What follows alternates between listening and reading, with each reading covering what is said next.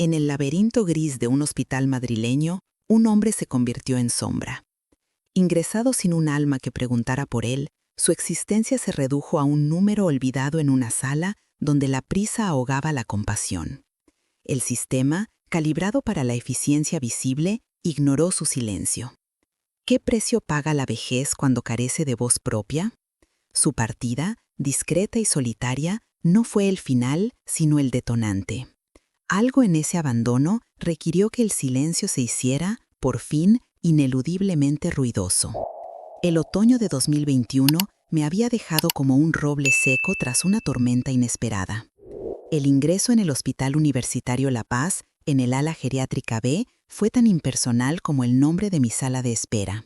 Una extensión olvidada, bañada por la luz amarillenta de un bombilla que parpadeaba con la misma desesperación que yo sentía. Yo, Manuel Rivas Gil, 78 años, me encontraba allí con un aspecto que no inspiraba urgencia. Mi ropa, modesta y algo ajada, parecía anunciar mi irrelevancia antes de que yo pudiera pronunciar mi nombre completo. El aire allí era denso, cargado con el olor a desinfectante barato y la melancolía de la espera infinita. Recuerdo fijamente la primera vez que vi el reloj de pared desajustado. Ese objeto mudo que no marcaba el tiempo, sino el estancamiento. Su tic-tac errático, a veces acelerado, a veces dormido, era el único sonido que competía con el eco de mis propios pensamientos. Poco después de mi ingreso, recibí pulsera de identificación, un plástico frío con un número impreso, pero sin espacio para mi nombre. Expediente clínico N409-B. Era más fácil gestionar el número que al hombre detrás de él. El personal médico se movía con una prisa que cortaba el aire.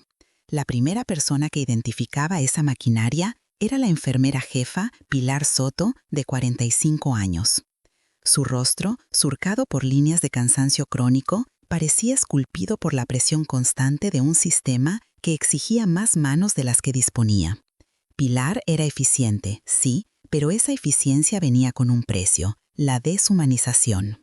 Me asignó una cama en el rincón, cerca del pasillo de servicio, el lugar donde nadie miraba dos veces. «Aquí, señor Rivas», dijo Pilar una mañana, sin mirarme a los ojos mientras ajustaba mi gotero. «Necesitamos rotar las camas».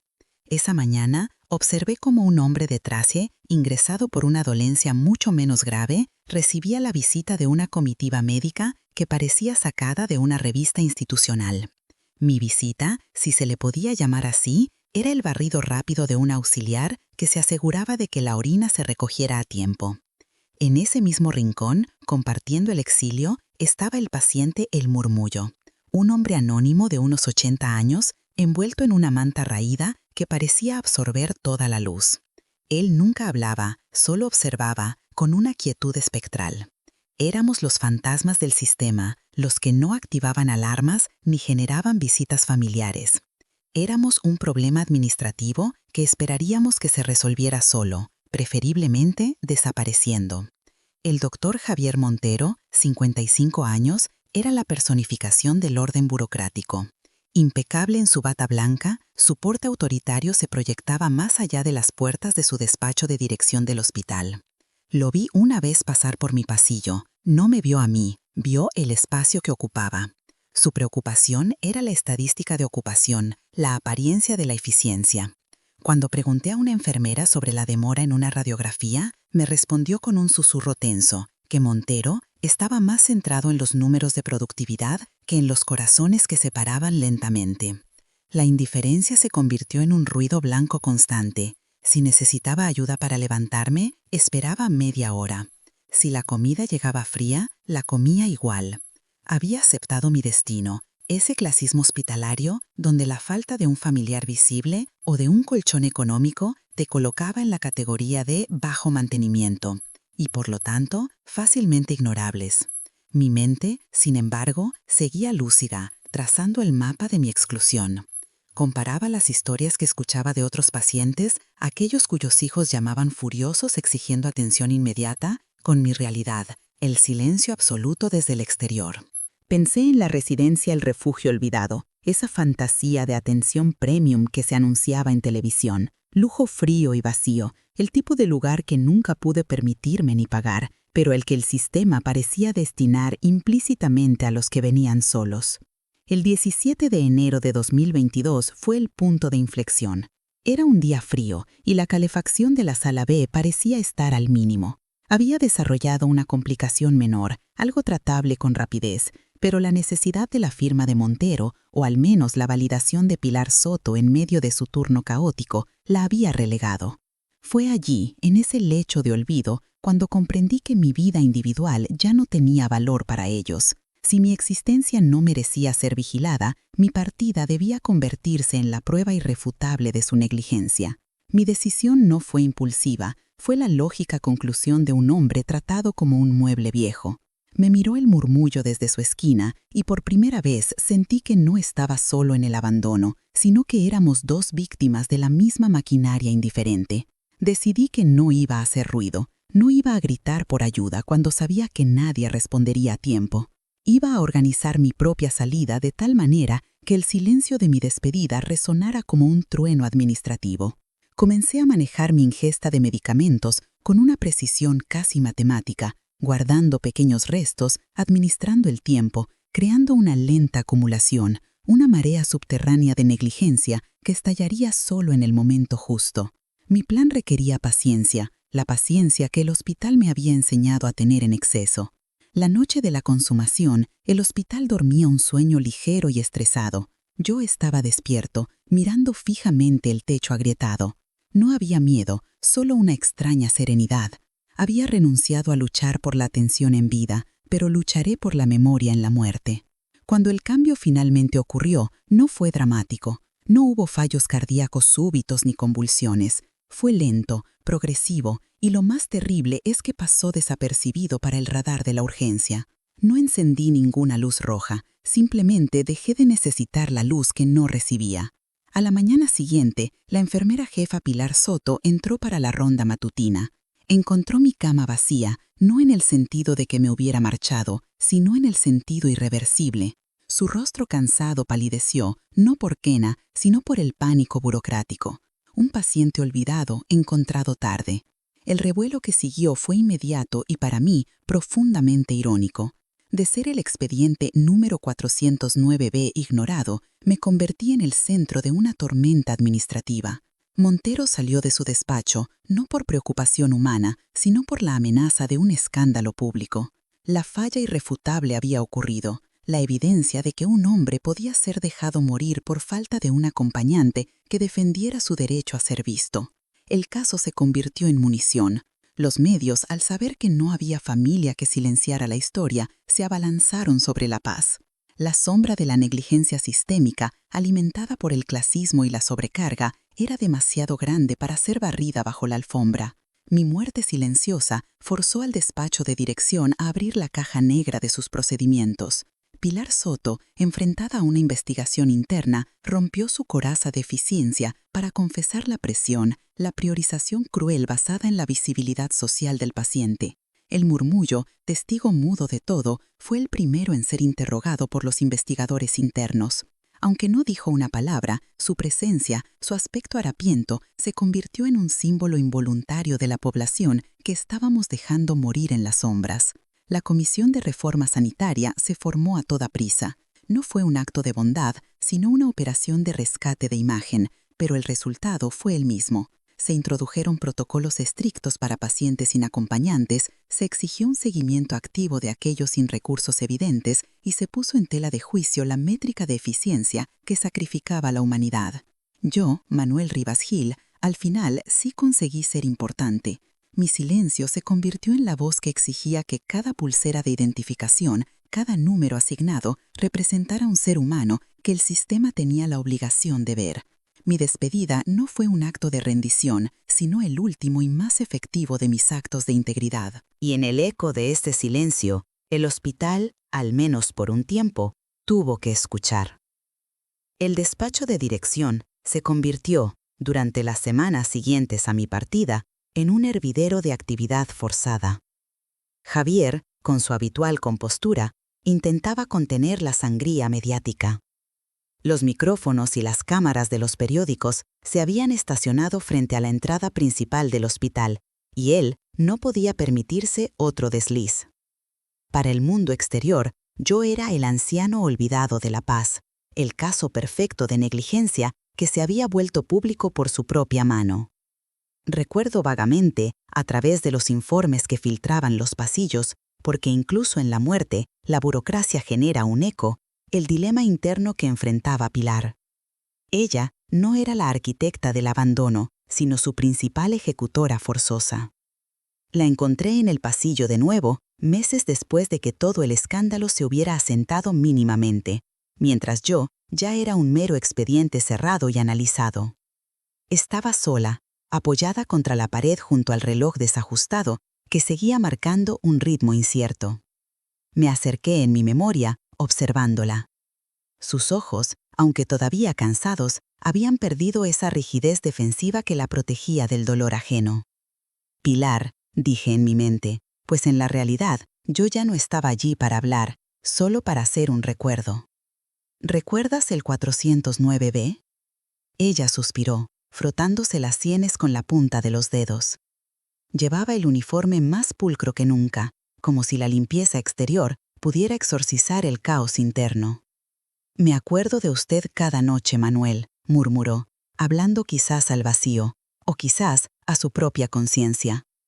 El doctor Montero me hizo firmar 50 documentos que trataban sobre la desviación de protocolos. Exigió que se resaltara que usted había omitido información sobre su estado real, que el sistema no podía prever su decisión. Sentí una punzada de orgullo amargo.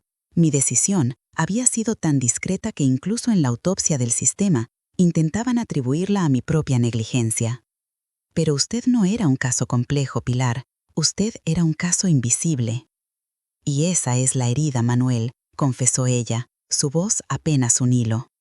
No era complejo, era lento, no generaba ingresos, no tenía visitas que presionaran los informes. Los recursos se van donde hay ruido, y usted no hizo ruido hasta que fue demasiado tarde para callarlo. Me obligaron a priorizar.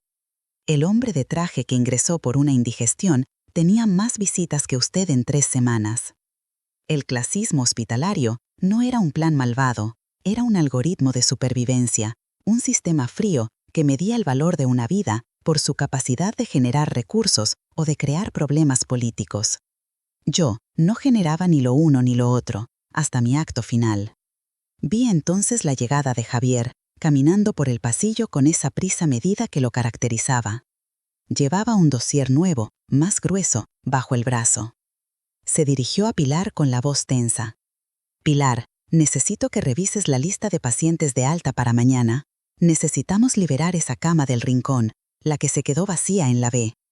El consejero viene la próxima semana y necesitamos que el ala muestre un movimiento óptimo». Pilar enderezó la espalda, y por primera vez vi una chispa de resistencia genuina en ella. No era la resistencia del agotamiento, sino la de la convicción nacida del trauma.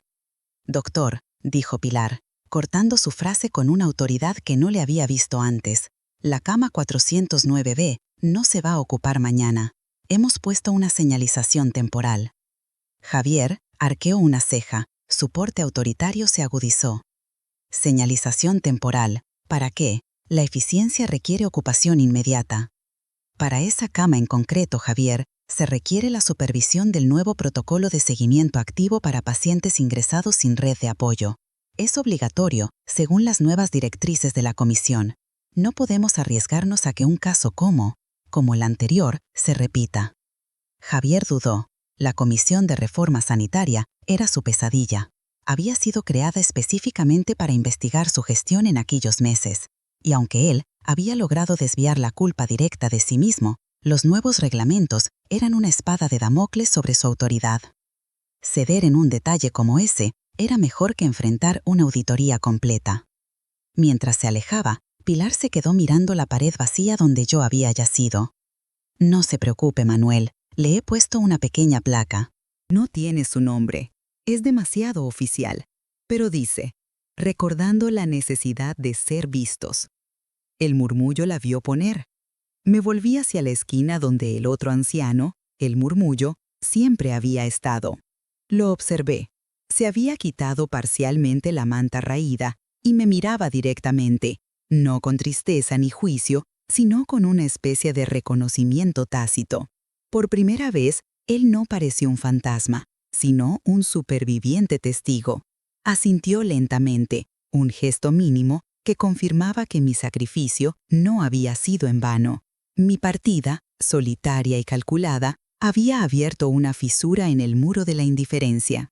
El muro de la indiferencia había forzado al sistema a reconocer que el valor de una vida no se mide por las visitas que recibe en una sala de espera, sino por el derecho fundamental a no ser borrado por la conveniencia burocrática.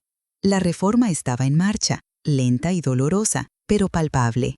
Mi silencio, finalmente, había sido escuchado por aquellos que solo entendían el lenguaje de la alarma y la sanción. Mi lecho de olvido se había transformado en el punto de partida de una nueva manera de cuidar. Para el mundo exterior, yo era el anciano olvidado de la paz, el caso perfecto de negligencia que se había vuelto público por su propia mano. Recuerdo vagamente, a través de los informes que filtraban los pasillos, porque incluso en la muerte la burocracia genera un eco, el dilema interno que enfrentaba Pilar. Ella no era la arquitecta del abandono, sino su principal ejecutora forzosa.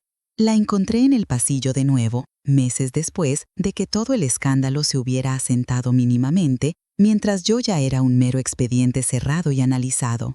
Estaba sola, apoyada contra la pared junto al reloj desajustado, que seguía marcando un ritmo incierto. Me acerqué en mi memoria, observándola. Sus ojos, aunque todavía cansados, habían perdido esa rigidez defensiva que la protegía del dolor ajeno. Pilar, dije en mi mente, pues en la realidad yo ya no estaba allí para hablar, solo para hacer un recuerdo. ¿Recuerdas el expediente clínico número 409B? Ella suspiró, frotándose las sienes con la punta de los dedos. Llevaba el uniforme más pulcro que nunca, como si la limpieza exterior pudiera exorcizar el caos interno. «Me acuerdo de usted cada noche, Manuel», murmuró, hablando quizás al vacío o quizás a su propia conciencia. El doctor Montero me hizo firmar 50 documentos que trataban sobre la desviación de protocolos. Exigió que se resaltara que usted había omitido información sobre su estado real, que el sistema no podía prever su decisión. Sentí una punzada de orgullo amargo. Mi decisión había sido tan discreta que incluso en la autopsia del sistema intentaban atribuirla a mi propia negligencia. Pero usted no era un caso complejo, Pilar. Usted era un caso invisible. Y esa es la herida, Manuel, confesó ella, su voz apenas un hilo. No era complejo, era lento, no generaba ingresos, no tenía visitas que presionaran los informes. Los recursos se van donde hay ruido, y usted no hizo ruido hasta que fue demasiado tarde para callarlo. Me obligaron a priorizar. El hombre de traje que ingresó por una indigestión tenía más visitas que usted en 3 semanas. El clasismo hospitalario no era un plan malvado. Era un algoritmo de supervivencia, un sistema frío que medía el valor de una vida por su capacidad de generar recursos o de crear problemas políticos. Yo no generaba ni lo uno ni lo otro, hasta mi acto final. Vi entonces la llegada de Javier, caminando por el pasillo, con esa prisa medida que lo caracterizaba. Llevaba un dossier nuevo, más grueso, bajo el brazo. Se dirigió a Pilar con la voz tensa. «Pilar, necesito que revises la lista de pacientes de alta para mañana. Necesitamos liberar esa cama del rincón, la que se quedó vacía en la B. El consejero viene la próxima semana y necesitamos que el ala muestre un movimiento óptimo». Pilar enderezó la espalda y por primera vez vi una chispa de resistencia genuina en ella. No era la resistencia del agotamiento, sino la de la convicción nacida del trauma. «Doctor», dijo Pilar, cortando su frase con una autoridad que no le había visto antes. «La cama 409B no se va a ocupar mañana. Hemos puesto una señalización temporal». Javier arqueó una ceja, su porte autoritario se agudizó. «¿Señalización temporal? ¿Para qué? La eficiencia requiere ocupación inmediata». Para esa cama en concreto, Javier, se requiere la supervisión del nuevo protocolo de seguimiento activo para pacientes ingresados sin red de apoyo. Es obligatorio, según las nuevas directrices de la comisión. No podemos arriesgarnos a que un caso como el anterior se repita. Javier dudó. La Comisión de Reforma Sanitaria era su pesadilla. Había sido creada específicamente para investigar su gestión en aquellos meses, y aunque él había logrado desviar la culpa directa de sí mismo, los nuevos reglamentos eran una espada de Damocles sobre su autoridad. Ceder en un detalle como ese era mejor que enfrentar una auditoría completa. Mientras se alejaba, Pilar se quedó mirando la pared vacía donde yo había yacido. «No se preocupe, Manuel. Le he puesto una pequeña placa, discreta. No tiene su nombre, es demasiado oficial, pero dice, recordando la necesidad de ser vistos». El murmullo la vio poner. Me volví hacia la esquina donde el otro anciano, el murmullo, siempre había estado. Lo observé. Se había quitado parcialmente la manta raída y me miraba directamente, no con tristeza ni juicio, sino con una especie de reconocimiento tácito. Por primera vez, él no pareció un fantasma, sino un superviviente testigo. Asintió lentamente, un gesto mínimo que confirmaba que mi sacrificio no había sido en vano. Mi partida, solitaria y calculada, había abierto una fisura en el muro de la indiferencia institucional. Había forzado al sistema a reconocer que el valor de una vida no se mide por las visitas que recibe en una sala de espera, sino por el derecho fundamental a no ser borrado por la conveniencia burocrática. La reforma estaba en marcha, lenta y dolorosa, pero palpable. Mi silencio, finalmente, había sido escuchado por aquellos que solo entendían el lenguaje de la alarma y la sanción. Mi lecho de olvido se había transformado en el punto de partida de una nueva manera de cuidar. La necesidad de justificar mi muerte forzó la creación de un sistema para prevenir que otros cayeran en el mismo abismo invisible. El doctor Montero se vio obligado a implementar el protocolo de identificación de vulnerabilidad, un eufemismo burocrático para reconocer que un paciente sin familia o recursos también requería vigilancia activa, no meros chequeos de rutina. Cada paciente sin acompañante recibía ahora una designación especial en su expediente, un código de alerta roja que obligaba a que al menos 3 miembros del personal revisaran su bienestar diario, no solo su estado físico. Recuerdo que, en esos meses posteriores,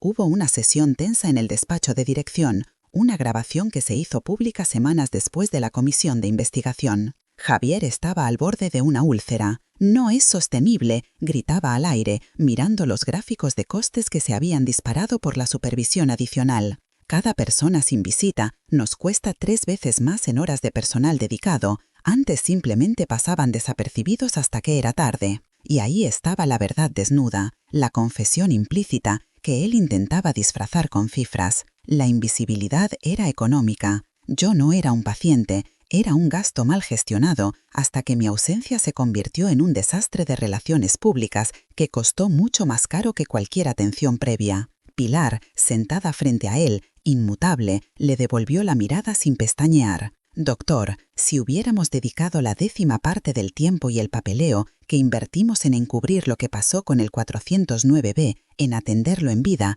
usted y yo no estaríamos ahora siendo examinados por la Comunidad de Madrid».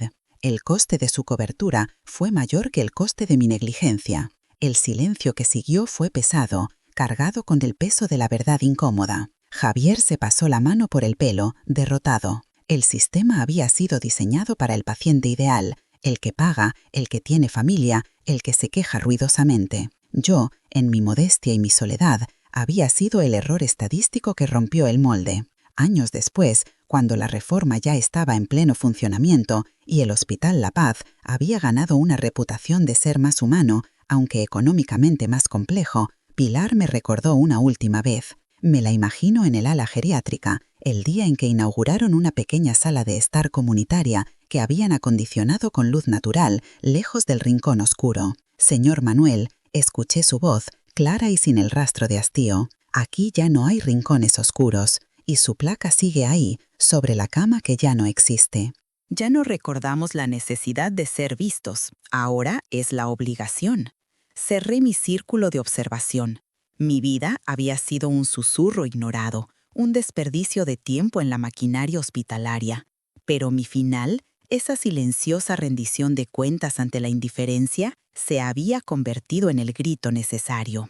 No dejé herederos ni fortunas, Solo un expediente clínico que se convirtió en el manual de instrucciones para no repetir el olvido. Mi despedida no fue un acto de desesperación, sino el último y más efectivo acto de servicio que pude ofrecer a aquellos que, como yo, navegaban solos las aguas frías del sistema sanitario. Mi historia había terminado, pero la de ellos, por fin, comenzaba a ser atendida. Suscríbete ahora y activa la campana para no perderte nada.